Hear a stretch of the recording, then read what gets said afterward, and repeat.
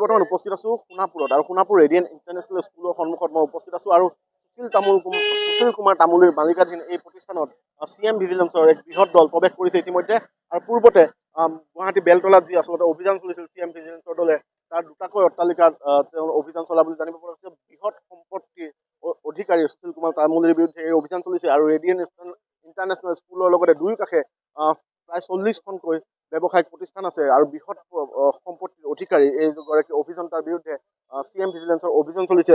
স্থানীয় ৰাইজেও দীৰ্ঘদিনীয়া অভিযোগ উত্থাপন কৰিছিল। আমি তেওঁলোকৰ সৈতে কথা পাতিম। কি ক'ব আজি CM ভিজিলেন্সৰ অভিযান চলিছে সুশীল কুমাৰ তামুলীৰ এই আজি ৰেডিয়েণ্ট ইণ্টাৰনেশ্যনেল স্কুলত পূৰ্বতে বেলতলাত অট্টালিকাত চলিছিল অভিযান বৃহৎ সম্পত্তিৰ অধিকাৰী বুলি অভিযোগ উত্থাপন হৈছিলে। কি ক'ব স্থানীয় লোক হিচাপে? এইটোতো সঁচা কথা। মই এজন চাহ জনজাতিৰ লোক হয় আৰু ইয়াতে প্ৰায় 2010 চনত এইখিনিত এটা খুব ধুনীয়া চাহ বাগিচা আছিলে আৰু এই চাহ বাগিচাৰ ভূমি হয়। সুশীল কুমাৰ তামুলীয়ে তেখেতৰ পত্নীৰ নামত ডলি শৰ্মা তামুলীৰ নামত এই মাটিখিনি ক্ৰয় কৰিছিলে। তেতিয়া আমি আন্দোলন কৰিছিলোঁ, গোটেই ৰাইজে মিলি আন্দোলন কৰিছিলোঁ যে চাহ বাগানৰ মাটি কোনো কাৰণত বিক্ৰী বাৰ্তা নহয়। কিন্তু কেনেকৈ কোন পক্ষৰ সহযোগত 12 বিঘাকৈ মাটি তেখেতে ইয়াতে হস্তগত কৰিবলৈ পালে সেইটো আমি ৰহস্য হৈ আছিলে। আজি CM ভিজিলেন্সে যিহেতু পদক্ষেপটো লৈছে, আমি আশা কৰিছোঁ যে মাটিখিনি আমাৰ উদ্ধাৰ হ'ব। এইখিনি বাগানৰ মাটি আছিল যি ৰেডিয়েণ্ট ইণ্টাৰনেশ্যনেল স্কুল আছিলে, সোণাপুৰ টি কোম্পানীৰ আণ্ডাৰত আছিলে এইখিনি মাটি হয়। আমি জানো যে চাহ বাগিচাৰ মাটি খণ্ড বিখণ্ডকৈ বিক্ৰী কৰিব নোৱাৰে।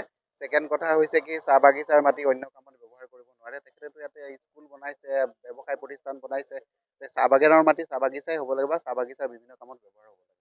বৃহৎ সম্পত্তি যি দেখা গৈছিল, প্ৰায় 40খনতকৈ অধিক ব্যৱসায়িক প্ৰতিষ্ঠান আছে, বৃহৎ পৰিসৰৰ এই ভূমি, ৰেডিয়েণ্ট ইণ্টাৰনেশ্যনেল স্কুল আছে, এজন ব্যক্তিৰ আচলতে এজন চৰকাৰী বিষয়াৰ ইমান পৰ্বতসমূহ সম্পত্তি, কি ক'ব? এইটোতো আচলতে বহুত দিনৰ আগৰ পৰাই তেখেতৰ আমি কিছুমান কথা শুনি আহিছিলোঁ। তেখেতে যেতিয়া ইয়ালৈ আহিছিলে, আহোঁতে এখন মাৰুতি কাৰ লৈ পেলাই আহিছিলে আৰু আমি জানো যে তেখেতে এজন অভিযন্তা হয়। এজন অভিযন্তাৰ কিমান দৰমহা পাতি হ'ব পাৰে, কিন্তু তেওঁৰ আয়তকৈ কি তেওঁৰ সম্পত্তিৰ পৰিমাণ বহু গুণ বেছি। গতিকে আমাৰ সন্দেহ হৈছে যে তেখেতে 2 নম্বৰী কৰি পেলাই এইবিলাক সম্পত্তি গঢ়িছে।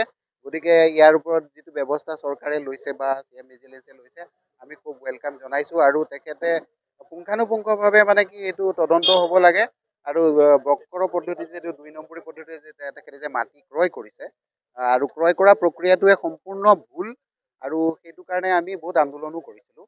কিন্তু আমি এইটো তেখেতৰ ওপৰত বহুত আগতে ব্যৱস্থা ল'ব লাগিছিলে, এতিয়া লৈছে আমি ভাল পাইছোঁ। এনেদৰে অভিযোগ উত্থাপন হৈছে চাহ জনজাতিৰ এগৰাকী ব্যক্তি আৰু তেখেতে উল্লেখ কৰিছে এই যি ভূমি আছে সোণাপুৰৰ এই ভূমি চাহ বাগিচা আছিলে আৰু চাহ বাগিচাৰ ভূমিসমূহ এনেদৰে এতিয়া বৰ্তমান শাৰী শাৰীকৈ ব্যৱসায়িক প্ৰতিষ্ঠান বনোৱা হৈছে, স্কুল বনোৱা হৈছে আৰু বাগিচাসমূহ এনেদৰে ধ্বংস কৰাৰ অভিযোগ উত্থাপন হৈছে। অবৈধভাৱে এই ভূমি ক্ৰয় কৰাৰ অভিযোগ উত্থাপন কৰিছে স্থানীয় লোকে আৰু সোণাপুৰত বৰ্তমান ৰেডিয়েণ্ট ইণ্টাৰনেশ্যনেল স্কুলত 5খনকৈ যি আচলতে CM ভিজিলেন্সৰ বাহন প্ৰৱেশ কৰিছে আৰু তেওঁলোকে তদন্ত অব্যাহত ৰাখিছে। আপুনি বিচৰা বাতৰি পাব কেৱল নিউজ 18 এপত। নিউজ 18 এপ ডাউনলোড কৰিবলৈ স্কেন কৰক এই QR কোড। গুগল প্লে ষ্টৰতো পাব এই নিউজ 18 এপ।